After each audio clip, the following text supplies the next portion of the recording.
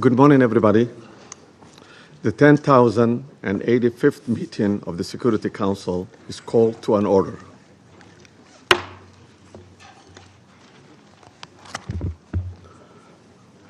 As this is the first formal meeting of the Security Council this year, I should like to extend my warm wishes on the new year to all members of the Security Council, the United Nations, and the Secretariat. In presiding over this first formal meeting of the Council in 2026, I'm happy to welcome the new members, Bahrain, Colombia, Democratic Republic of Congo, Latvia, and Liberia. We look forward to their participation in the work of the Council. Their experience and wisdom will be invaluable assistance in the discharge of the Council's responsibility. I shall also take this opportunity to express the Council's gratitude to the outgoing members, namely Algeria, Guyana, Republic of Korea, Sierra Leone, and Slovenia, for their important contributions to the work of the Council during their terms. I shall also like to take this opportunity to pay tribute on behalf of the Council to His Excellency, Mr. Samuel Zobogar, a permanent representative of Slovenia, for his service as the President of the Council for the month of December. I'm sure I speak for all members of the Council in expressing deep appreciation to Ambassador Zobogar and his team for this great diplomatic skill with which they conducted the Council's business last month. The provisional agenda of this meeting is the threat to international peace and security. The agenda is adopted. In accordance with Rule 37 of the Council's Provisional Rules of Procedure, I invite the representatives of Argentina, Brazil, Chile, Cuba, Eritrea, Islamic Republic of Iran, Mexico, Nicaragua, Paraguay, South Africa, Spain, Trinidad and Tobago, Uganda, and the Bolivarian Republic of Venezuela to participate in this meeting. It's so decided. In accordance with Rule 39 of the Council's Provisional Rules of the Procedure, I invite the following briefers to participate in this meeting. Ms. Rosemary DiCarlo, the Undersecretary General for the Political and Peace-Building Affairs.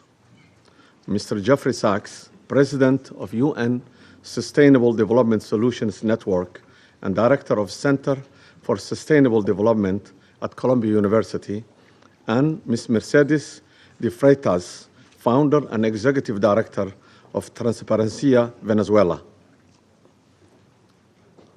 Is so decided. Security Council will now begin its consideration for item 2 of the agenda. Floor to Ms. Rosemary DiCarlo. Thank you, Mr. President. Today, I'm going to deliver a statement from Secretary General Antonio Guterres, who was not able to be here this morning. Mr. President, members of the Security Council, we meet at a grave time following the 3 January United States military action in the Bolivarian Republic of Venezuela. The broad outlines of the events of Saturday have been widely reported. Early that day, U.S. forces were active across Caracas and in the northern states of Miranda, Aragua, and La Guaira. The extent of casualties resulting from these actions remains undetermined.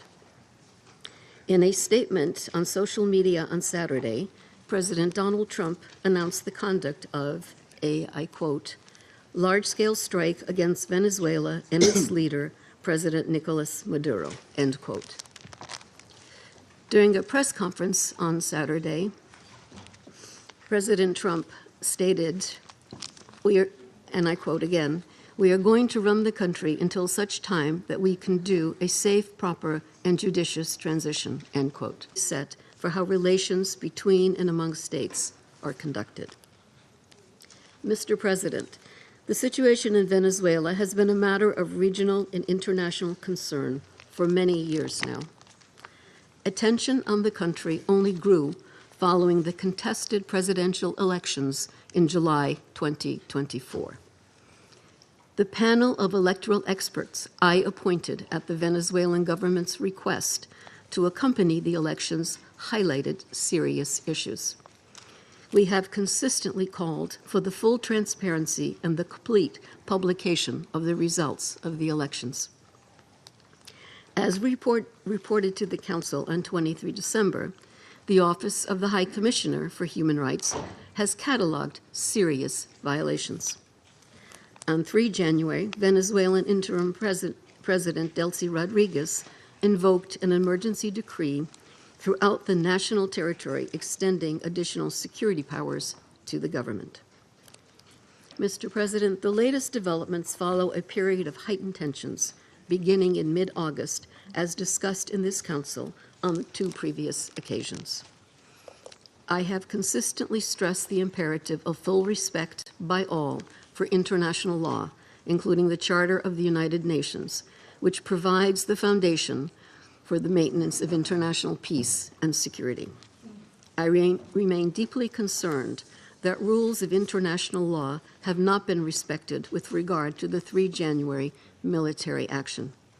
The Charter enshrines the prohibition of the threat or use of force against the territorial integrity or political independence of any state. The maintenance of international peace and security depends on the continued commitment of all member states to adhere to all the provisions of the Charter.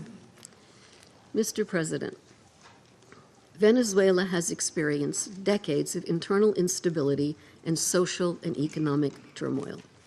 Democracy has been undermined. Millions of its people have fled the country.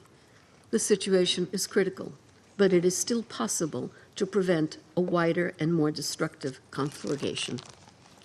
I call on all Venezuelan actors to engage in an inclusive, democratic dialogue in which all sectors of society can determine their future. This entails the full respect of human rights, the rule of law, and the sovereign will of the Venezuelan people. I also urge Venezuela's neighbors and the international community more broadly to act peaceful coexistence. I welcome and am ready to support all efforts aimed at assisting Venezuelans in finding a peaceful way forward.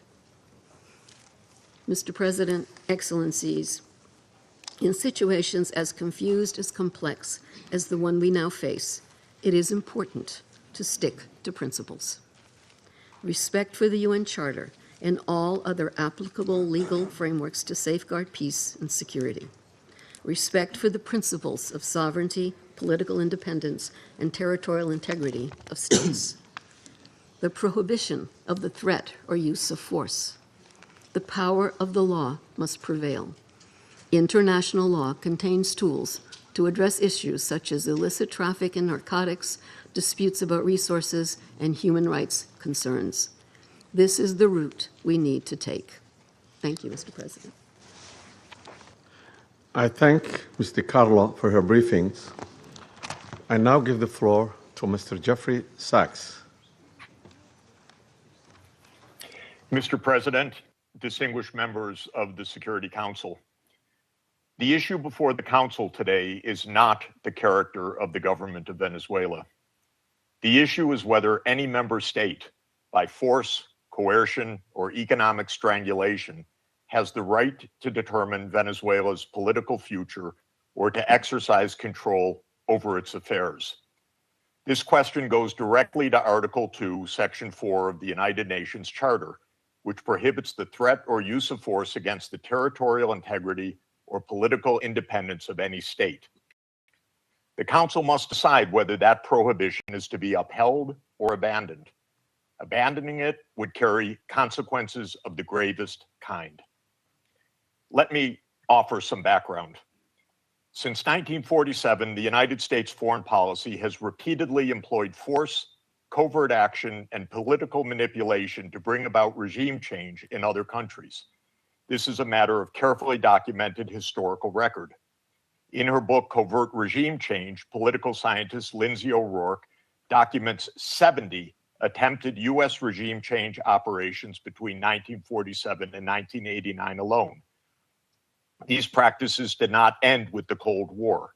Since 1989, major United States regime change operations undertaken without authorization by the Security Council have included, among the most consequential, Iraq 2003, Libya 2011, Syria beginning in 2011, Honduras 2009, Ukraine 2014, and Venezuela from 2002 onward.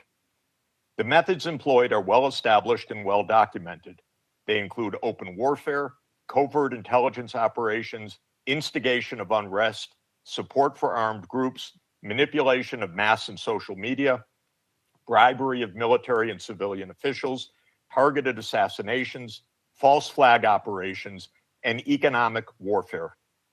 These measures are illegal under the UN Charter, and they typically result in ongoing violence, lethal conflict, political instability, and deep suffering of the civilian population. The recent U.S. record with respect to Venezuela is also clear. In April 2002, the U.S. knew of and approved an attempted coup against the government. In the 2010s, the United States funded civil society groups actively engaged in anti-government protests. When the government cracked down on the protests, the U.S. followed with a series of sanctions. In 2015, President Barack Obama declared Venezuela to be, and I quote, an unusual and extraordinary threat to the national security and foreign policy of the United States. In 2017, at a dinner with Latin American leaders on the margin of the UN General Assembly, President Trump openly discussed the option of the US invading Venezuela to overthrow the government. During 2017 to 2020, the United States imposed sweeping sanctions on the state oil company PDVSA. Oil production fell by 75% from 2016 to 2020, and the real GDP per capita declined by 62%. The UN General Assembly has repeatedly voted overwhelmingly against such unilateral coercive measures. Under international law, only the Security Council has the authority to impose such measures. On the 23rd of January 2019, the United States unilaterally recognized Mr. Juan Guaido as interim president, and a few days later froze approximately $7 billion of Venezuelan sovereign assets held abroad and gave the designated authority over certain of these assets. These actions form part of a continuous U.S. regime change effort spanning more than 2 decades. In the past year, the United States has carried out bombing operations in 7 countries, none of which were authorized by the UN Security Council, and none of which were undertaken in lawful self-defense under the Charter. The targeted countries include Iran, Iraq, Nigeria, Somalia, Syria, Yemen, and now Venezuela. In the past month, President Trump has issued direct threats against 6 UN member states, including Colombia, Denmark, Iran, Mexico, Nigeria, and of course, Venezuela. Members of the Council are not called upon to judge Nicolas Maduro. They are not called upon to assess whether the recent U.S. attack and ongoing naval quarantine results in freedom or in subjugation. Members of the Council are called upon to defend international law, and specifically the UN Charter. The realist school of international relations, articulated most brilliantly by John Mearsheimer, accurately describes the condition of international anarchy as the tragedy of great power politics. Realism is therefore a description, not a solution for peace. Its own conclusion is that anarchy leads to tragedy. In the aftermath of World War I, the League of Nations was created to end the tragedy through the application of international law. Yet the world's leading nations failed to defend international law in the 1930s, leading to renewed global war. The United Nations emerged from that catastrophe as humanity's second great effort to place international law above international anarchy. In the words of the Charter, the UN was created, quote, to save succeeding generations from the scourge of war, which twice in our lifetime has brought untold sorrow to mankind. Given that we are in the nuclear age, failure cannot be repeated. Humanity would perish. There would be no third chance. To fulfill its responsibilities under the Charter, the Security Council should immediately affirm the following actions. The United States shall immediately cease and desist from all explicit and implicit threats or use of force against Venezuela. The United States shall terminate its naval quarantine and all related coercive military measures undertaken in the absence of authorization by the UN Security Council.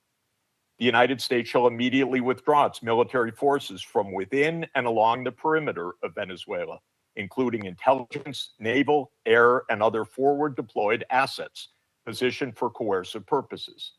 Venezuela shall adhere to the UN Charter and to the human rights protected in the Universal Declaration of Human Rights. The Secretary General, I recommend, should immediately appoint a special envoy mandated to engage relevant Venezuelan and international stakeholders and to report back to the Security Council within 14 days with recommendations consistent with the Charter, and the Security Council should remain urgently seized of this matter. All member states should refrain from unilateral threats, coercive measures, or armed actions undertaken outside the authority of the UN Security Council. In closing, Mr. President and distinguished members of the Council, peace and the survival of humanity depend on whether the United Nations Charter remains a living instrument of international law or is allowed to wither into irrelevance. That is the choice before this council today. Thank you very much. I thank Mr. Sachs for his briefings. I now give the floor to Ms. Mercedes de Freitas.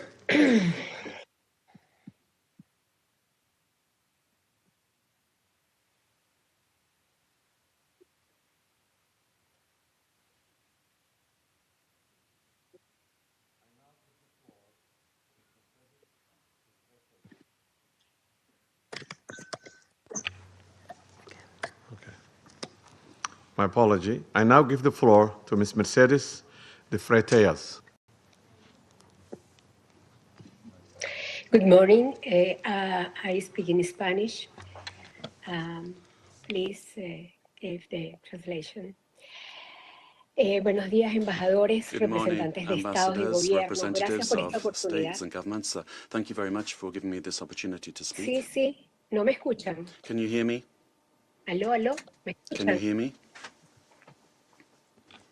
¿Me We can escuchan? hear you, Disculpa, yeah. ya estoy aquí. Excuse me. Yes, we can hear you. Good morning. I speak in Spanish.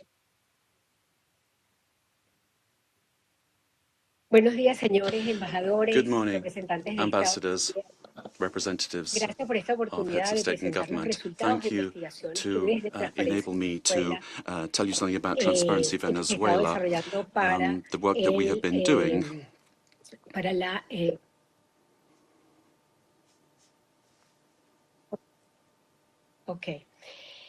organizado we have organized la información que voy a presentar I've en 5 puntos. I've organized some information I'm going to put forward to you in 5 points. No puedo bajar el volumen.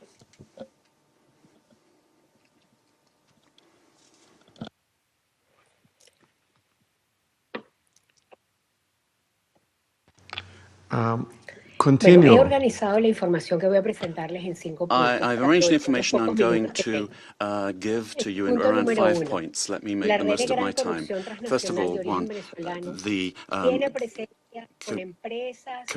corruption in Venezuela is seen in 73 countries of the world. We have organized, we've seen hundreds of cases that we have documented over the years, more than 500, 600 cases in various countries.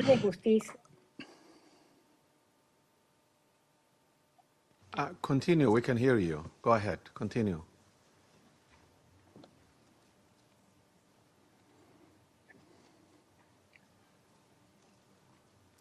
Can you hear us? We can hear you. Can you hear us? Solo en los sistemas de justicia de 30 países We looked at the justice systems of 30 countries, and 172 cases were dealt with for corruption, and more than $72 trillion were involved. Esos $72 millones de dólares $1 million were involved. This was public Venezuelan money. Nicolas Maduro and his family. The interpreter cannot hear the speaker. Ha sido el instrumento central, involucrada directa e indirectamente en el 90% It was a system that was involved in 90% of the corruption cases.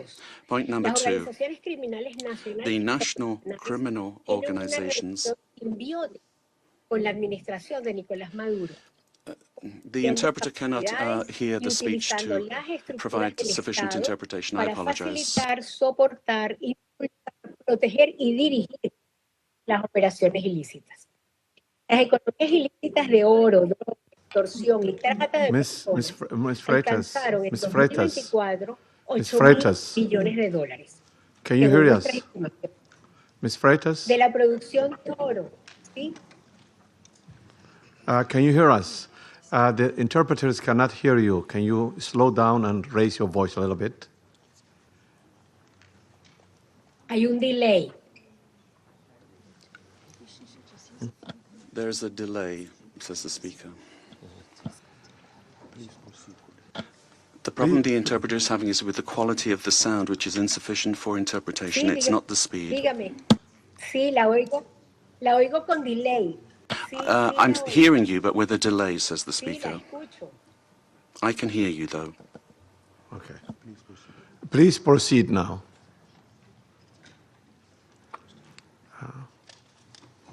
Ok, perfecto. Very well. El punto número 2. Las Point organizaciones 2. criminales nacionales e internacionales National and international criminal organizations tienen una relación simbiótica con la have a administración de Nicolás symbiotic Maduro, relationship with the regime of Nicolas Maduro, sharing capacity, using the state structures to facilitate impulsar, proteger y dirigir their las work operaciones and to ilícitas. protect Las illicit economías ilícitas de operations oro, de in drogas, gold, for example, extorsión y drugs, trata de extortion, personas, and human trafficking. según nuestras estimaciones, And according to our estimates, 8.200.000 millones de dólares. this accounts for about $8 billion. Gold, for example, only 20% is reported to the national treasury. The rest goes to private accounts where there are members and allies with the government. This mining industry has exploited so many people using national parks and also the Amazon area. And then to launder the money from corruption, the network has money laundering structures that are very sophisticated. And since 2021, and they've been involved in this work. 3, great corruption has led to a decrease in the income of the state and therefore public expenditure and therefore affecting the quality of basic services. The current economy is in crisis. There's no money either to service the debt. Que tiene a Venezuela en cesación de pagos selectivos, en un default técnico, desde el 2017. Venezuela has been in technical default since 2017. We owe more than $15 million. 4, Venezuelans have had to learn to live with just a few hours of electricity per day in very many parts of the country. And we've learned to protect ourselves from daily extortion from the armed Colombian groups or the organized crime groups, but also elements of the state. So many families only have one meal per day, below the calories that they need, affecting their nutrition, which is getting worse day by day. Humanitarian programs are not sufficient.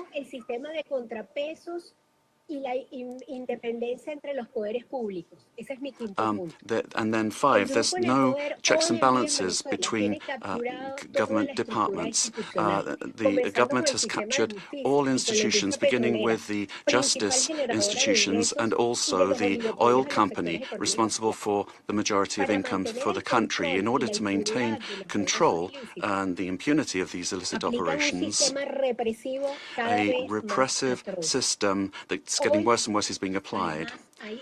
And today there are more than 1,000 political prisoners. At the end of the year, 26 people died during torture or because of a lack of medical care. The United Nations has documented many of these cases.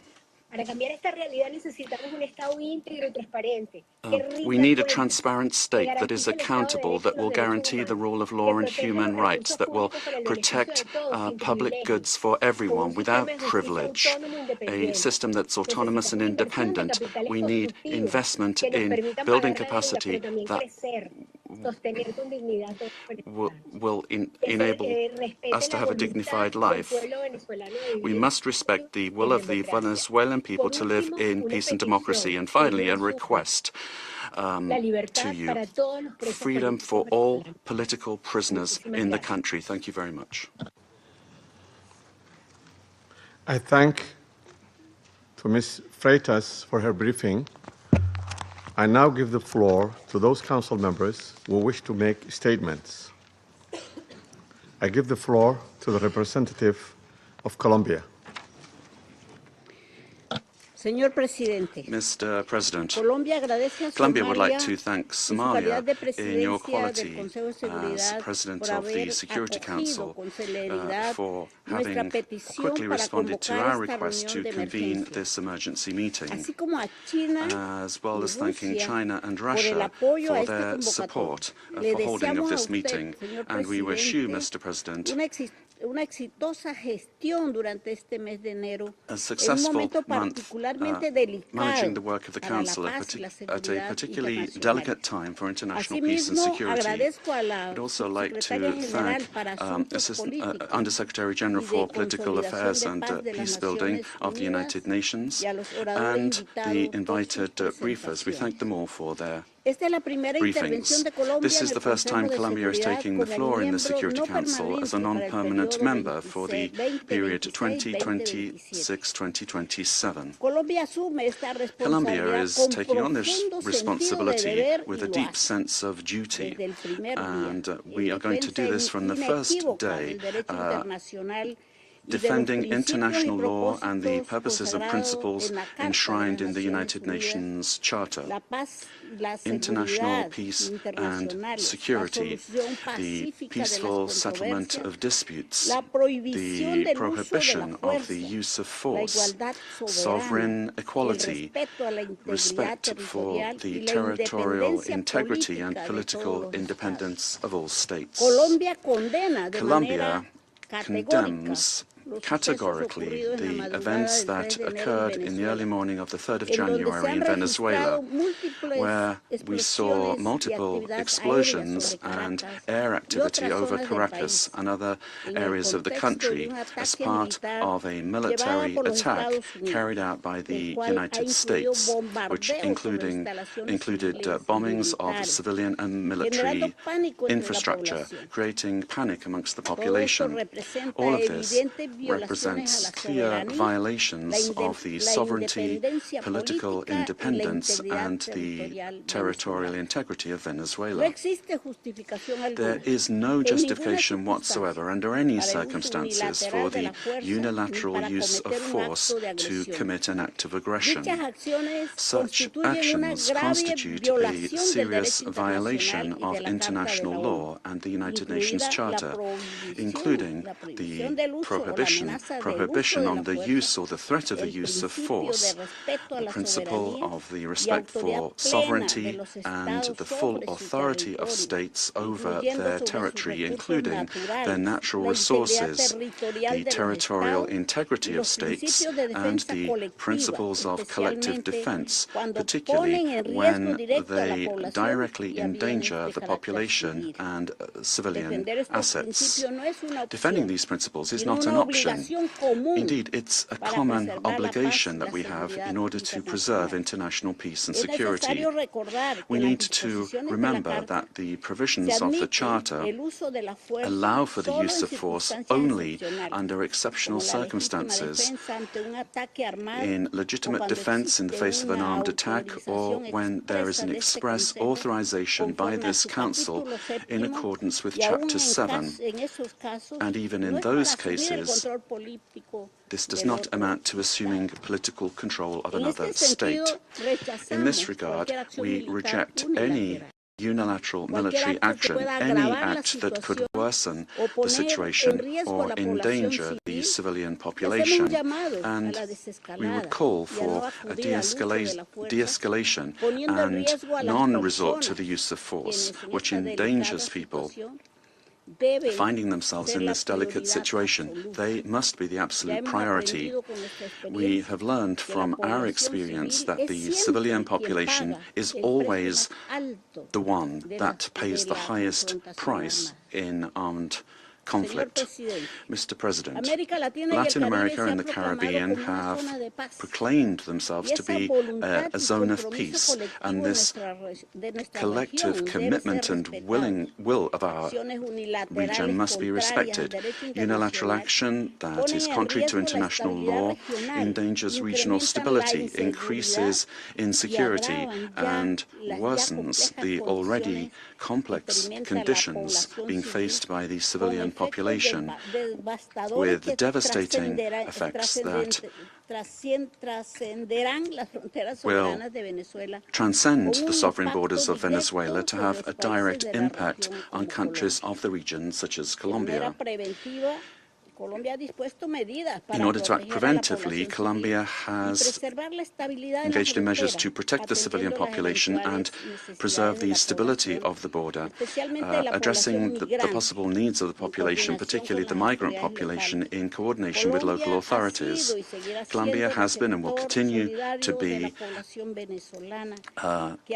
show solidarity in receiving the Venezuelan people who, given the uncertainty created by these attacks, this may lead to a massive outflow of migration, which will require significant efforts in terms of resources and capacities to provide the necessary support and assistance to those areas affected by taking in the migrants.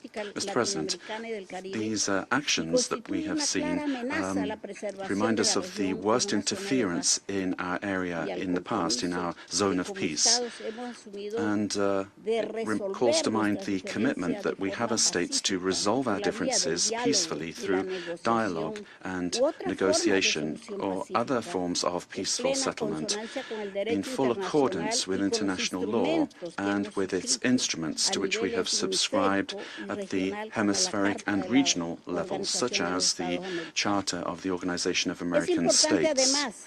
It's also important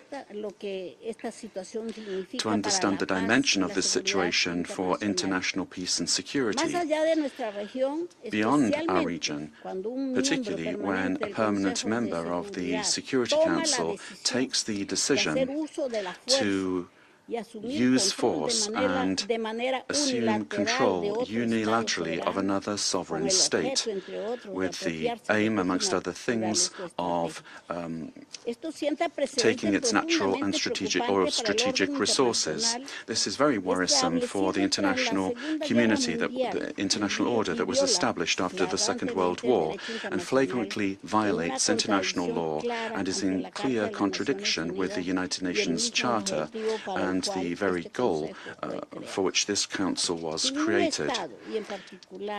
If a country, and particularly a country that is a permanent member of this council, disregards international law that we designed in San Francisco, what then is the role of this council, and where are the foundations for international peace and security? We are accepting that the law and the interests of the strongest prevail over multilateralism and over agreements that we have forged with dialogue and diplomacy in this very chamber. Democracy cannot be promoted or defended through violence or coercion, and it cannot be superseded either by economic interests. Democracy can only be built and sustained through respect for the will of peoples, the reaffirmation of the rule of law, through political dialogue and peaceful and inclusive processes. Venezuela deserves to live in peace, in democracy, prosperity, and dignity, with a government that is defined in sovereignty by no one else than the Venezuelan people and their institutions. This is why Colombia has reiterated its call to open up paths for democracy in Venezuela through specific popular decisions being taken. The importance of preserving peace, respect for international law, and the protection of life and human rights must prevail over anything else. Colombia reaffirms its conviction that working tirelessly under these principles in our new role as a non-permanent member of the Security Council is what we plan to do, and we make ourselves available, good offices available for a diplomatic way out of the current crisis in this brotherly country.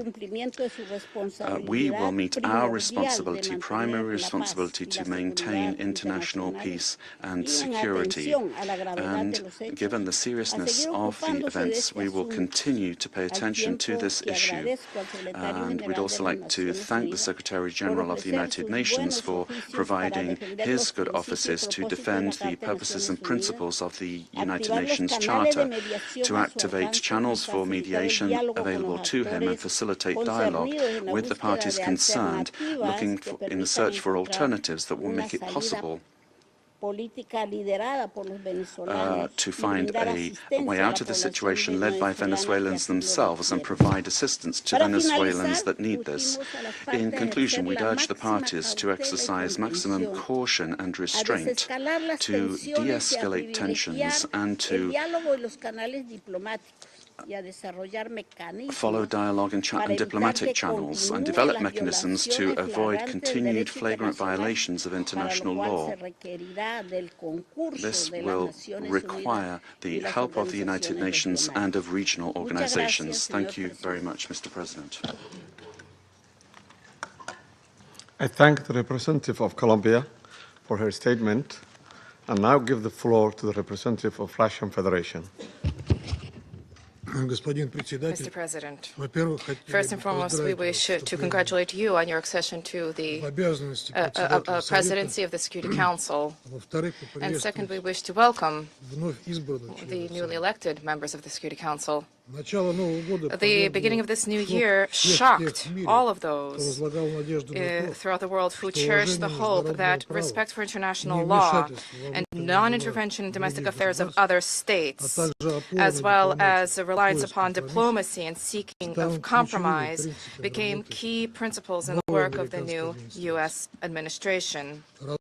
The assault against the leader of Venezuela, compounded by the deaths of dozens of Venezuelan and Cuban citizens, in the eyes of many, has become a harbinger of a turn back to the era of lawlessness and U.S. domination by force, chaos, and lawlessness, which continues to afflict dozens of states in various regions of the world. There is no and can be no justification for the crimes cynically perpetrated by the United States in Caracas. We firmly condemn the U.S. act of armed aggression against Venezuela in breach of all international legal norms. In connection with the confirmed reports about the presence of the abducted president of Venezuela, Nicolas Maduro, and his spouse in the United States, today, as we are aware, they are in New York, we call upon, corrects the Speaker, the U.S. leadership to immediately release the legitimately elected president of an independent state and his spouse. Any problems existing or conflict between the United States and Venezuela need to be resolved through dialogue. And this is precisely what is enshrined in the UN Charter, the purposes and the principles of which a number of states in recent years have begun to apply selectively, depending upon the political landscape. Today, we are reaping the consequences of their recklessness and selectivity in matters related to respect for the norms of international law, which were linked to the so-called rules-based world order. Here is your rules-based world order in all of its glory, which is horrifying even the staunchest Atlanticists. Mr. President, we extend our firm solidarity with the people of Venezuela in the face of the external aggression. We firmly support and completely support the policy of the Bolivarian government, which is geared towards protection of their national interests and the sovereignty of the country. Washington's aggressive acts have already been condemned by many states and multilateral associations, including the Non-Aligned Movement, the African Union, as well as a group of friends in defense of the Charter of the United Nations. We hope that the international banditry will immediately be met with objective and comprehensive assessment at the international legal level with United Nations, universal mechanisms, and other multilateral formats being brought to bear. This process must not be impacted by the recognition or non-recognition by any given states or groups of states of the legitimacy of Nicolas Maduro. For this reason, unintelligible murmurings and attempts to avoid principled assessments by those who, in other circumstances, froth at the mouth and demand that others respect the UN Charter, today seem particularly hypocritical and unseemly. We hope you will recognize this, and we hope that you will abandon double standards and that you will not attempt to justify such an egregious act of aggression due to a fear of angering the American global gendarme, which is attempting to once again rear its head. We are particularly appalled by the unparalleled cynicism with which Washington did not even attempt to conceal the true aims of its criminal operation, namely the establishment of unbridled control over Venezuela's natural resources and the assertion of their hegemonical ambitions in Latin America. In this way, Washington is generating fresh momentum for neocolonialism and for imperialism, which were repeatedly, decisively condemned and repudiated by the peoples of this region and by the global South as a whole. Distinguished colleagues, under these circumstances, it is exceedingly important for the entire international community to unite and to definitively reject the methods and tools of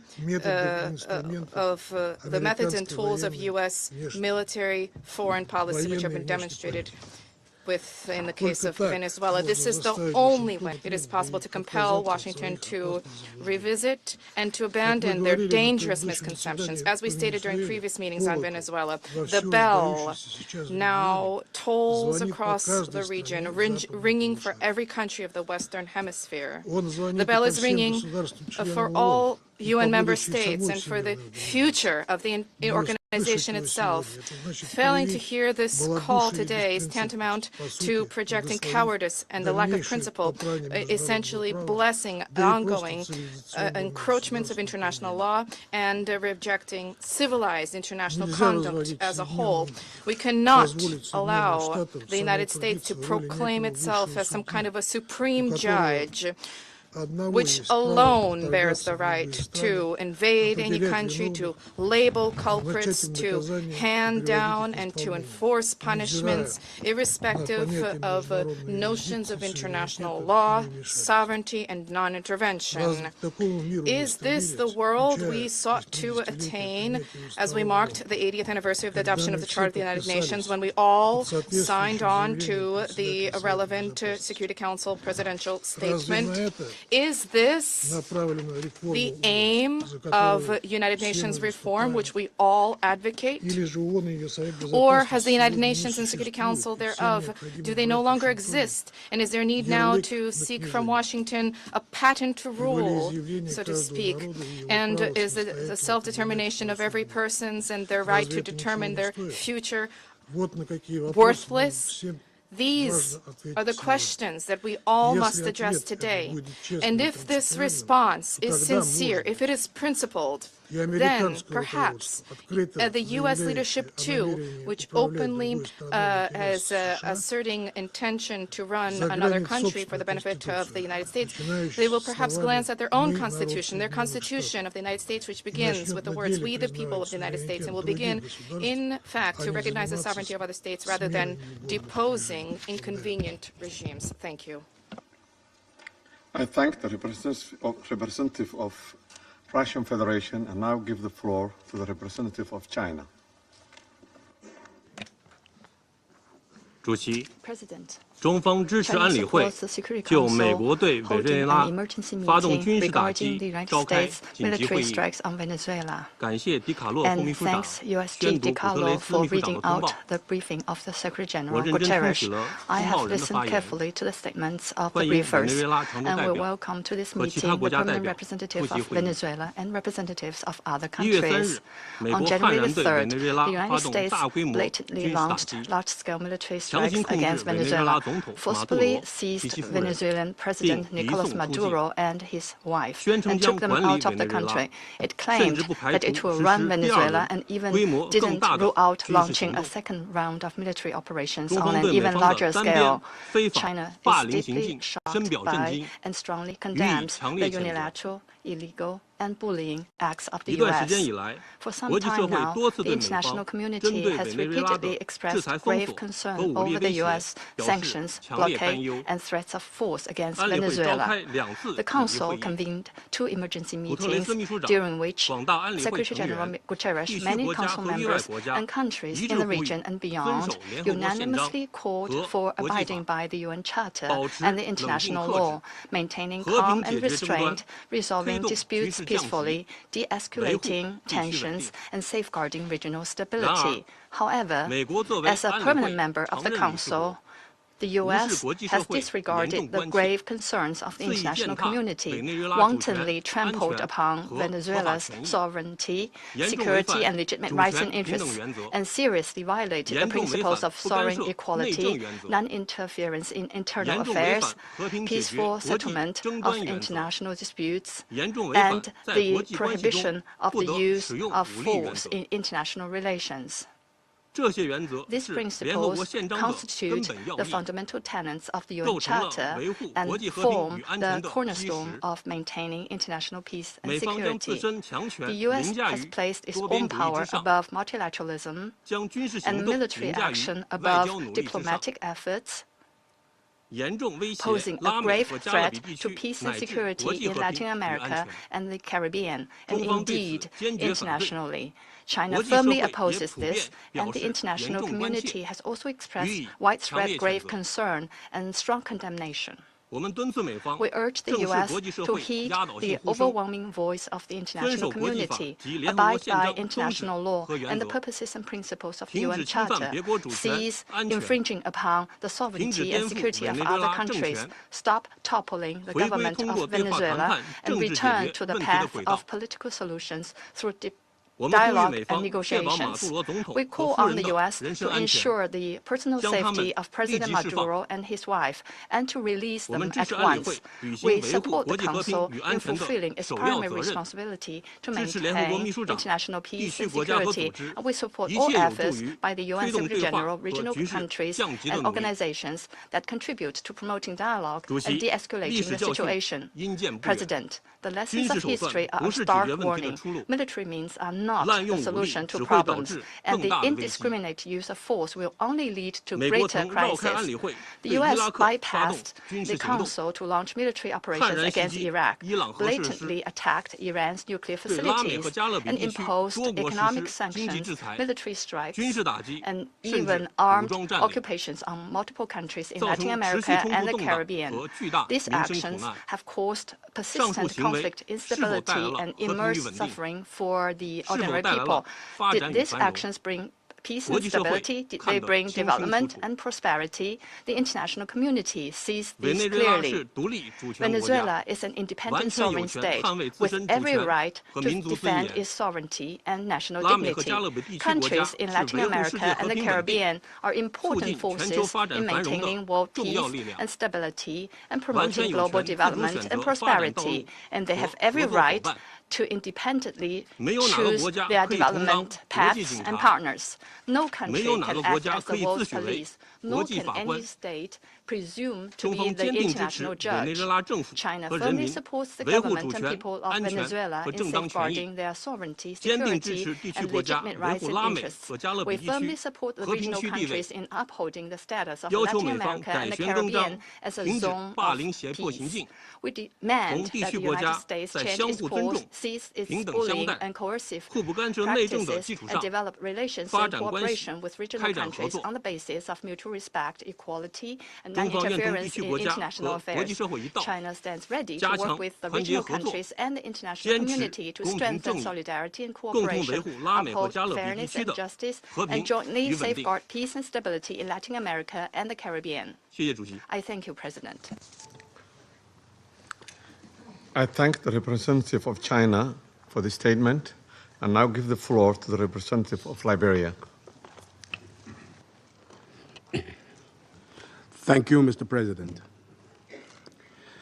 I have the honor to deliver this statement on behalf of the A3 members, namely the Democratic Republic of Congo, Somalia, and my own country, Liberia. We thank the Presidency for promptly convening this important meeting. We congratulate Somalia on assuming the presidency of the Security Council this month and warmly welcome all new members. The A3 appreciates USG DiCarlo's comprehensive briefing and listened carefully to the remarks offered by civil society representatives. We also welcome the representative of Venezuela and the representatives of the region to this meeting. Mr. President, the A3 aligns itself with the recent communique of the African Union on the situation in the Bolivarian Republic of Venezuela and continues to monitor developments there with deep concerns. In particular, we note reports regarding the detention of President Nicolás Maduro and his wife and incidents involving Venezuelan institutions. Such developments present serious challenges not only to Venezuela's internal stability, but also underscore the imperative to safeguard the broader peace and security of the region. The A3 remains steadfast in its commitment to the fundamental principles of international law, including the full respect for the sovereignty and territorial integrity of states as enshrined in the Charter of the United Nations in the interest of regional stability and international peace. We believe these are essential foundations for international cooperation and peaceful coexistence. Our position underscores the importance of dialogue, the peaceful settlement of disputes, and respect for constitutional and institutional frameworks. Mr. President, the complex situation in Venezuela requires a comprehensive response that is both inclusive and nationally owned. We continue to hold that a sustainable and peaceful resolution can only be found through constructive dialogue among Venezuelans themselves, with genuine respect for the aspiration and rights of the Venezuelan people, and with the constructive support of the international community.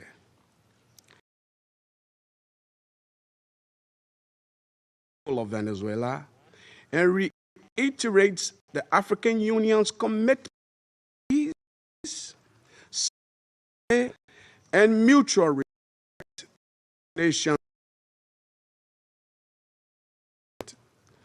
for all parties, both within Venezuela and in the broader international community, to exercise restraint and responsibility, upholding international law, and avoiding any action that could escalate tension or threaten regional stability. The A3 stands ready to support all efforts within this Council and in cooperation with regional partners to facilitate a peaceful, inclusive, and lasting resolution to the situation in Venezuela. I thank you. I thank the representative of Liberia for this statement and now give the floor to the representative of the United States. Mr. President, thank you for chairing. And I particularly want to thank you, Mr. Freitas, for your briefing. And I'll point out that Mr. Freitas is in exile, having fled the regime. Thank you for your courage, and thank you for shedding a light on the true atrocities of the illegitimate Maduro regime. This past weekend, colleagues, the United States successfully carried out a surgical law enforcement operation facilitated by the U.S. military against two indicted fugitives of American justice, narco-terrorist Nicolas Maduro and Celia Flores. Colleagues, Nicolas Maduro is responsible for attacks on the people of the United States, for destabilizing the Western Hemisphere, and illegitimately repressing the people of Venezuela. As Secretary Rubio has said, there is no war against Venezuela or its people. We are not occupying a country. This was a law enforcement operation in furtherance of lawful indictments that have existed for decades. The United States arrested a narco trafficker who is now going to stand trial in the United States in accordance with the rule of law for the crimes he's committed against our people for 15 years. A similar action was taken in 1989 against Manuel Noriega. He was arrested, indicted, convicted in a court of law, served in prison in the United States and in Panama, and the Panamanian people, the American people, are safer for it. And undeniably, the region was more stable. This law enforcement action was directed consistent with the President of the United States' responsibility as Commander-in-Chief to protect Americans at home and abroad against a fugitive who is directly responsible for narco-terrorism that has killed hundreds of thousands of Americans and created destabilizing violence throughout our hemisphere. Nicolas Maduro and his co-defendant, Celia Flores, have been transferred here to the United States to stand trial for their crimes. Maduro was indicted by a grand jury in the Southern District of New York and faces very serious criminal charges for his involvement in a wide-ranging conspiracy to conduct narco-terrorism, to traffic cocaine and other drugs, and conducting international weapons trafficking. The overwhelming evidence of his crimes will be presented openly in U.S. court proceedings. Colleagues, Maduro is not just an indicted drug trafficker. He was an illegitimate so-called president. He was not a head of state. For years, Maduro and his cronies have manipulated Venezuela's electoral system to maintain their illegitimate grip on power. In fact, just 2 years ago in 2024, a UN panel of experts report found that the election in that year was absolutely and completely a farce and fell well short of the most basic transparency and integrity measures essential to upholding credible elections. If the UN and the United Nations in this body confers legitimacy on an illegitimate narco-terrorist and the same treatment in this charter of a democratically elected president or head of state, what kind of organization is this? We should note that over 50 countries, many nations, including the European Union, including a number of Latin American countries in the region, and of course the United States, again, over 50 countries rejected the legitimacy of Maduro's re-election following the disputed 2024 elections and do not recognize him as Venezuela's legitimately elected president. Maduro unlawfully refused to peacefully cede power after the Venezuelan people voted him out of office in the 2024 election. So therefore, Maduro was a fugitive from justice. He is the head of a vicious foreign terrorist organization, Cartel de los Soles. This regime-sponsored enterprise coordinates with and relies on other vicious criminal organizations, namely Tren de Aragua, again, among others, to carry out its objective of using illegal narcotics as a weapon against the United States. And for its part, Tren de Aragua is a designated foreign terrorist organization with thousands of members, many of whom have unlawfully infiltrated the United States and are conducting irregular warfare and undertaking hostile actions against the American people and against the United States. It's terrorizing criminals commit brutal crimes, including murders, kidnappings, extortions, and human, drug, and weapons trafficking. This administration, President Trump, will not stand for it. In fact, in March of 2025, President Trump declared that Tren de Aragua quote, Tren de Aragua is undertaking hostile actions and conducting irregular warfare against the territory of the United States, both directly and at the direction, clandestine or otherwise, of the Maduro regime in Venezuela.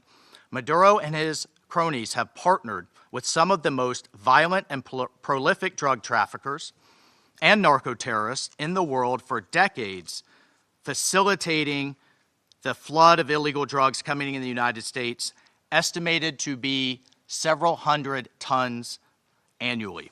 He has become rich, incredibly wealthy, off the misery of untold numbers of Americans, Venezuelans, and others, aiding and abetting international terrorist organizations like Hezbollah, coordinating with corrupt Iranian officials, and other malign actors to influence not only the region, but to malignly influence the United States. In fact, in its own 2025 World Drug Report, the United Nations Office on Drugs and Crime identified Venezuela as a key trafficking route in the Western Hemisphere for illegal drugs, predominantly cocaine, entering the United States and increasingly Europe.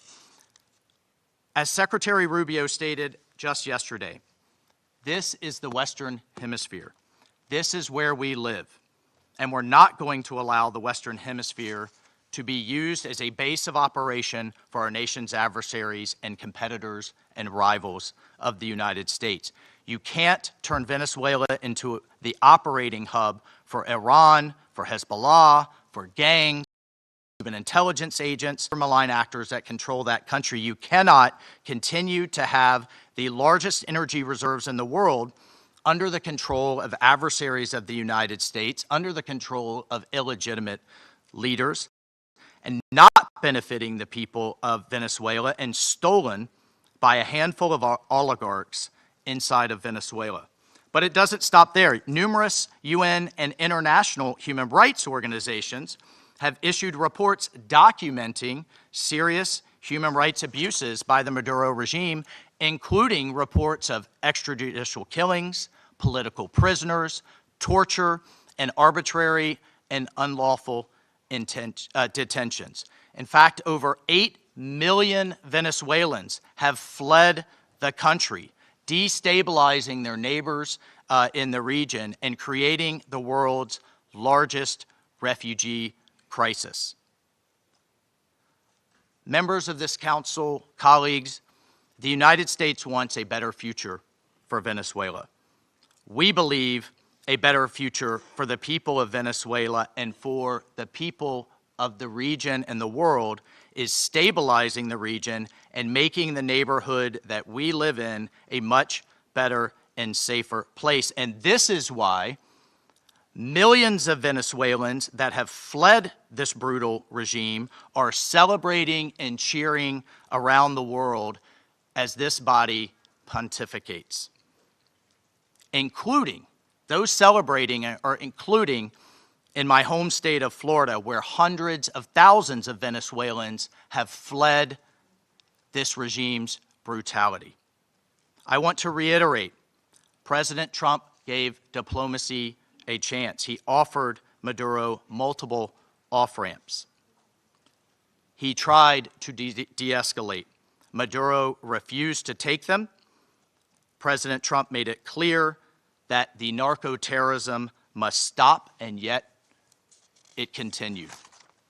The United States will not waver in our actions to protect Americans from the scourge of narco-terrorism and seeks peace, liberty, and justice for the great people of Venezuela. I thank you, Mr. President. I thank the representative of the United States and now give the floor to the representative of Panama. Gracias, señor presidente. Thank you, Mr. President. Extendemos la más cordial bienvenida I'd like to extend a warm welcome to the representatives of Bahrain, Colombia, Liberia, Latvia, and the Democratic Republic of Congo, and who have joined the Security Council as elected members and who are joining us today in the chamber. And we congratulate Somalia on assuming the presidency of the Security Council this month. I'd like to thank the Secretary General for Political Affairs, Rosemary DiCarlo, for her detailed report representing Secretary General Antonio Guterres. She's briefed us on the situation under discussion today. We're also very grateful for the very valuable presentations by Mr. Jeffrey Sachs and Ms. Mercedes de Freitas. In this context, the Republic of Panama would like to refer to the situation that has taken place in the territory of the Bolivarian Republic of Venezuela, which is of concern due to its possible impact on peace and regional stability. However, in the light of the unfortunate reality of the facts that we've seen, we now need to turn our attention constructively towards the future of Venezuela. However, it's important to point out that in terms of a constant principle of our foreign policy, Panama would like to reiterate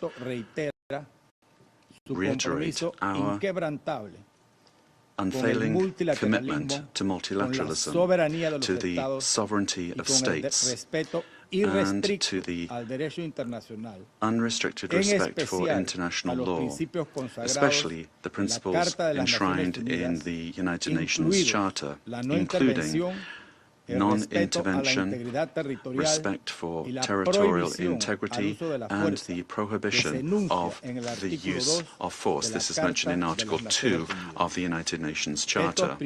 These principles are and they continue to be the indispensable framework for the peaceful coexistence between nations. Panama also believes it's necessary to highlight that the situation Venezuela is facing is unfolding in an environment marked by the disregard for the will of its people, as well as by a sustained erosion of democratic institutions. In this regard, Panama reiterates that it does not and will not recognize the authoritarian and illegitimate regime that has held Venezuelan men and women hostage, plunged them into one of the gravest political, social, humanitarian, and security crises in our region. Unfortunately, we have witnessed how the situation has gradually deteriorated under the regime, especially over the last year, with increased systemic erosion of democracy, the hollowing out of institutions, and the rise of authoritarian and repressive practices, which have contributed to an unfortunate outcome and therefore cannot be ignored by the international community. In particular, it is essential to call for the unconditional release of persons detained for political reasons.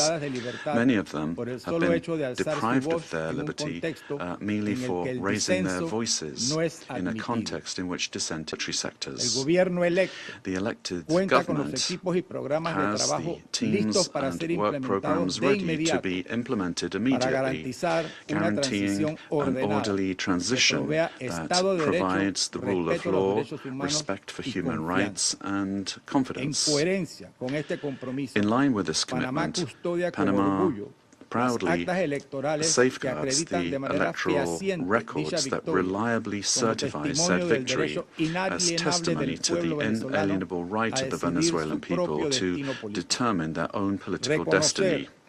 Recognizing any authority other than that of the elected president would amount to legitimizing electoral fraud, normalizing authoritarianism, and undermining the universal principle of free elections as the source of legitimacy. Likewise, any attempt to establish a permanent government headed by figures from the repressive apparatus, such as Delcy Rodriguez, would constitute continuity of the system and not a genuine transition. Any political solution must be peaceful, it must be democratic, and led by the Venezuelans, with the responsible assistance of the international community, including the United Nations and regional mechanisms such as the Organization of American States. Panama does not wish and would like to avoid a scenario in which Venezuela's reality simply evolves into a change from one crisis to another, one crisis replacing another. There can be no genuine transition with Madurismo if it remains. Or if we have the same power structures preserved under new names.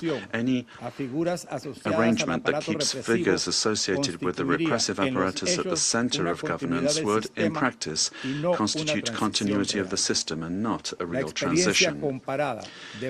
Comparative experience shows that merely nominal transitions tend to prolong conflicts, intensify migratory flows, and perpetuate regional instability to the detriment of international peace and security. Panama will always stand in solidarity with an orderly and democratic transition process, anchored in the popular will already expressed at the polls on July 28, 2024, aimed at restoring democratic institutions through an interim period strictly limited in time, the sole purpose of which is to create the conditions necessary for the effective exercise of the Venezuelan people's right to self-determination. As a country that recovered its democracy and sovereignty, Panama can state clearly that there can be no peace without legitimacy, nor legitimacy without democracy, and that every democracy is ultimately based on respect for the popular will.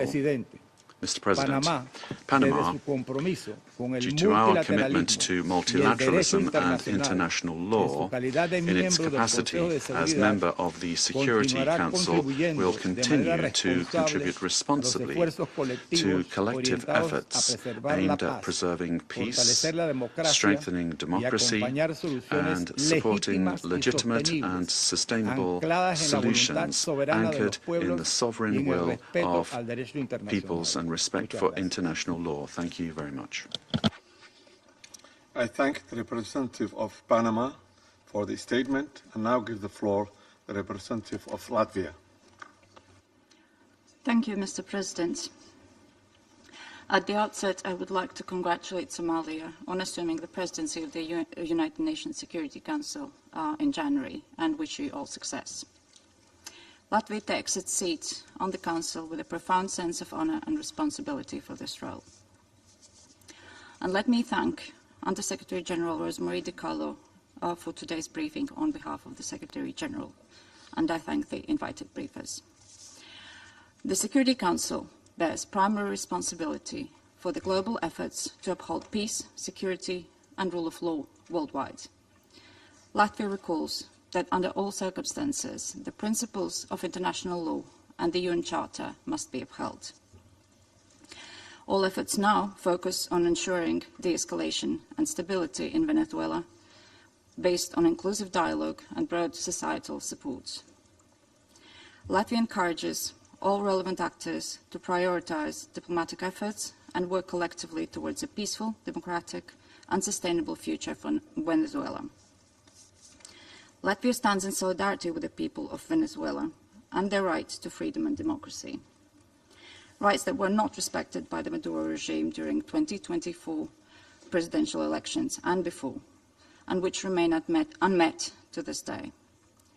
The regime of Nicolas Maduro was rooted in mass repression, corruption, organized crime, including drug trafficking, and posed a grave threat to security of the region and the world. It has repeatedly violated the UN Charter and undermined international law, including through open support for Russia's aggression against Ukraine. The Maduro regime does not represent the will of the Venezuelan people and has relied on widespread, systematic repressions of human rights across the country to maintain power. 8 million Venezuelans have been forced to flee the country since 2014.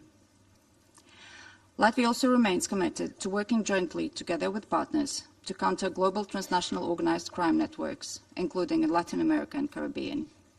Such criminal activities place the lives of countless people at grave risk, particularly women and children. Addressing these challenges requires sustained cooperation in full respect of international law. Latvia continues to closely monitor the situation in Venezuela and stands prepared to continue working with its partners to support a peaceful, democratic, and just transition that reflects the aspirations of the Venezuelan people. And I thank you. I thank the representative of Latvia for her statement and now give the floor to the representative of Denmark. Thank you, Mr. President.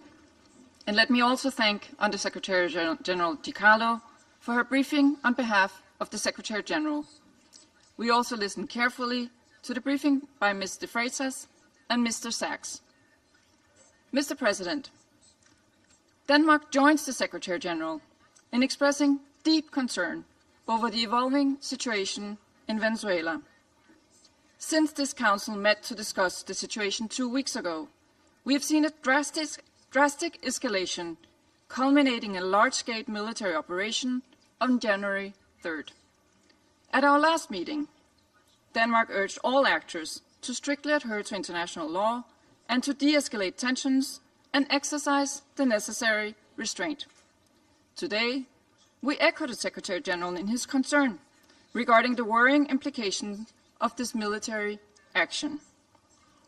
Independent of the situation in Venezuela, these developments constitute a dangerous precedent. International law and the UN Charter, as a pillar of the international security architecture, must be respected by all states. Denmark recalls the foundational principle of international law that forbids states from threatening or using force against another state's territorial integrity and political independence. This imperative is enshrined in Article 2, Paragraph 4 of the UN Charter. Members of the UN Security Council have a special responsibility to uphold these principles. The principles of sovereignty, political independence, and territorial integrity must be respected. The inviolability of borders is not up for negotiation. These are universal, sacrosanct principles enshrined in international law. They apply everywhere. Mr. President, once again, Denmark calls on all parties to urgently de-escalate tensions that could threaten peace and stability in the region and beyond. International disputes should be settled by peaceful means, as stated in the UN Charter. We further call on all parties to exercise maximum restraint and to engage in dialogue and diplomacy. Denmark takes note of official statements from the United States government stating that the military operations are to combat drug trafficking and stem the illicit flow of illegal narcotics. Denmark shares the priority of combating organized crime and drug trafficking, while reiterating that counter-narcotic efforts, as all other efforts, must be conducted in strict accordance with international law, including the fundamental rules and principles of the UN Charter. Mr. President, against this backdrop, Denmark wishes to recall our solidarity with the people of Venezuela. Denmark does not recognize Nicolás Maduro as the legitimate president of Venezuela, following the lack of transparency and integrity in the 2024 presidential elections, which failed to meet basic democratic standards. In Maduro's attempts to cling to power, his authoritarian regime grew increasingly oppressive. His regime bears responsibility for widespread and systematic violations of human rights against his fellow citizens, and he should be held accountable. The victims of the Maduro regime's alleged crimes against humanity have to be heard. The Venezuelan people have a right to democracy and self-determination exercised through peaceful, inclusive, and credible democratic processes, free from fear of political persecution, intimidation, or repression, and external political interference. This includes the rights of Venezuelans alone to determine their political, economic, and social future, without coercion, pressure, or manipulation by external actors. No state should seek to influence political outcomes in Venezuela through the use or threat of force or through other means inconsistent with international law. Venezuela's future can be decided only by the Venezuelans. We call on all parties and stakeholders to come together for a negotiated and peaceful transition to democratic rule in a process led by and owned by Venezuelans. At this critical and uncertain time, it is imperative that all parties fully respect human rights and international law. Denmark remains committed to supporting Venezuela and the aspirations of its people on its path to lasting political stability. I thank you. I thank the representative of Denmark for her statement, and now give the floor to the representative of the United Kingdom. Thank you, President. I congratulate Somalia on the assumption of the presidency of the Council for the month of January. And I thank our briefers for their remarks. Colleagues, the Venezuelan people have suffered for years. This Council now meets at a pivotal moment for Venezuela's future. Maduro's actions created extreme levels of poverty, violent repression, and failing basic services. his regime's rule precipitated a displacement crisis affecting the whole region. The United Kingdom has long been clear that Maduro's claim to power was fraudulent. To date, Venezuela's National Electoral Council has failed to publish the full results of the July 2024 presidential elections, and independent domestic and international reports also observed significant irregularities and a lack of transparency. President, the United Kingdom wants to see a safe and peaceful transition to a legitimate government that reflects the will of the Venezuelan people. They deserve a government which reflects their vote at the ballot box and delivers a more stable, prosperous future for all Venezuelans. Finally, President, the United Kingdom reaffirms its commitment to international law and the principles enshrined in the Charter of the United Nations. These foundations are essential for maintaining global peace, security, and the rule of law. I thank you. I thank the representative of the United Kingdom for his statement, and now give the floor to the representative of France. Merci, Monsieur le Président. Thank you, Mr. President. Je voudrais d'abord vous féliciter pour votre présidence du Conseil de sécurité au mois de janvier. Je voudrais également remercier Madame Rosemary DiCarlo de nous avoir transmis les éléments du secrétaire général des Nations Unies au sujet du dernier développement intervenu au Venezuela. Monsieur le Président, la France est restée solidaire du peuple vénézuélien dans la crise qu'il traverse depuis de trop nombreuses années, et en particulier depuis l'été 2024. Le 28 juillet 2024, le peuple vénézuélien a exercé son droit de vote de façon pacifique pour déterminer l'avenir de son pays. Son droit à choisir ses dirigeants lui a néanmoins été confisqué has been stripped away from the people by Nicolas Maduro. Must you recall the fact? The electoral process has been marred by numerous irregularities, and the final counting of votes was marred by a flagrant lack of transparency. Face à l'aspiration démocratique du peuple vénézuélien, Nicolas Maduro has systematically responded with the repression of dissident voices, of members of the opposition, and of civil society, as well as with numerous arbitrary detentions. France has always expressed itself with clarity about the fact that these practices are unacceptable and that respect for human rights must be upheld. Mr. President, the military operation which has led to the capture of Nicolas Maduro runs counter to the principle of peaceful dispute resolution and runs counter to the principle of non-use of force. The proliferation of violations of the Charter of the United Nations and the violations of international law by states vested with responsibility as permanent members of the Security Council chips away at the very foundation of the international order, contravening the principles of the Charter, including the principle of respect for independence and territorial integrity of states, undermines the foundation of the United Nations and weakens international peace and security. France remains faithful and committed to respect for the Charter of the United Nations and of the principle of peaceful dispute resolution.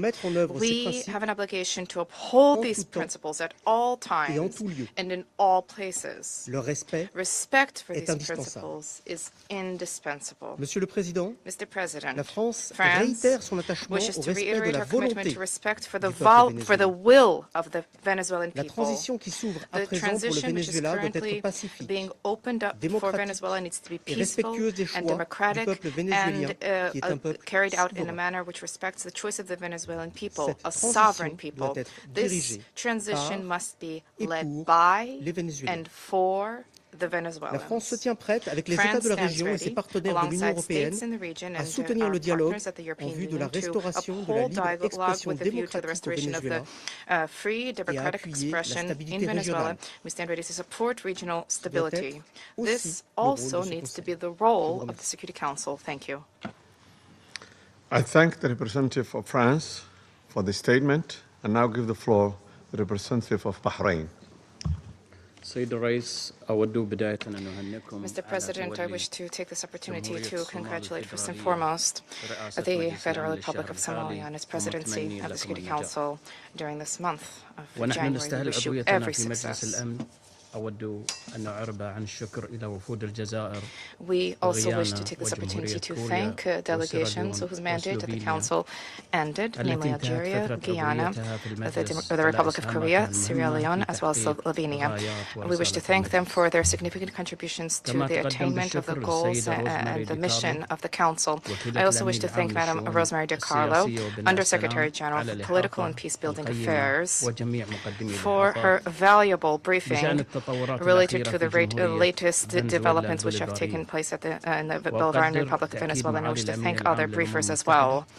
We appreciate the reaffirmation by His Excellency the Secretary General of the United Nations, reaffirmation of the commitment to the fundamental principles of the Charter of the United Nations, a commitment to the peaceful diplomatic resolution of disputes. The Kingdom of Bahrain supports the call of the Secretary General for all stakeholders in Venezuela to engage in inclusive dialogue which guarantees respect for international law, and this in order to ease tensions, to preserve regional stability, and to avoid any potential adverse repercussions for security and stability in the region. The Kingdom of Bahrain also extends its support for efforts undertaken at the regional and international level in order to reduce tensions and to enhance diplomatic means in order to provide for international peace. The Kingdom stresses the importance of the promotion of international cooperation in order to support all regional and international efforts which are geared towards combating international organized crime, trafficking in drugs, as well as scourges which are related to this. This undermines the stability of societies, undermines achievement of sustainable development. Therefore, these issues need to be dealt with in accordance with international relevant conventions. By way of conclusion, the Kingdom of Bahrain reaffirms our support for regional and international efforts to achieve a political, lasting solution in the Bolivarian Republic of Venezuela. This needs to be achieved through regional cooperation and with respect for national sovereignty. The goal is to provide for security and stability in Venezuela, to avoid risks of conflict and division, to protect civil peace, and to contribute to the preservation of regional security and stability, as well as international peace and security. Thank you, Mr. President. I thank the representative of Bahrain for the statement and now give the floor to the representative of Pakistan. Thank you, Mr. President. Allow me to begin by congratulating Somalia on its assumption of the presidency for this month and assuring you of my delegation's full support and cooperation. We welcome the new members joining the Council. I thank Undersecretary General Rosemary DiCarlo for reading out the remarks of the Secretary General and the valuable briefing. We also take note of the views shared by Mr. Jeffrey Sachs and Ms. Mercedes de Freitas. I welcome the participation of the permanent representative of Venezuela alongside the representatives of other countries from the region and beyond in the meeting. Mr. President, Pakistan views the recent developments in Venezuela with profound concern. In a world already beset by multiple crises, escalating tensions and instability in the Caribbean do not augur well for regional and international peace and security. The UN Charter enjoins us to refrain from the threat or use of force against the territorial integrity or political independence of any state. The UN Charter also binds member states to sovereign equality, non-interference in the internal affairs of others, and settlement of international disputes by peaceful means. Unilateral military action contravenes these sacrosanct principles and the doctrine of sovereign immunity. Such actions set dangerous precedents that risk eroding the foundations of the global legal framework. They also fuel instability, which, as history has shown time and again, can lead to unpredictable and uncontrollable outcomes for years to come. Mr. President, at this critical juncture, the path forward must be one of dialogue and diplomacy. Durable solutions to political differences can only be found through peaceful means, with full respect for the will of the Venezuelan people, free from any external interference. We hope that Latin American and the Caribbean region, as a zone of peace, will remain free from conflict and confrontation and continue its march towards enhanced regional cooperation and improved prosperity for the people. We urge all parties to exercise maximum restraint, de-escalate tensions, pursue peaceful coexistence, refrain from any actions that could exacerbate the volatile situation, and engage in dialogue, including by utilizing the sincere offers of mediation. The good offices of the Secretary General also always remain available for that purpose.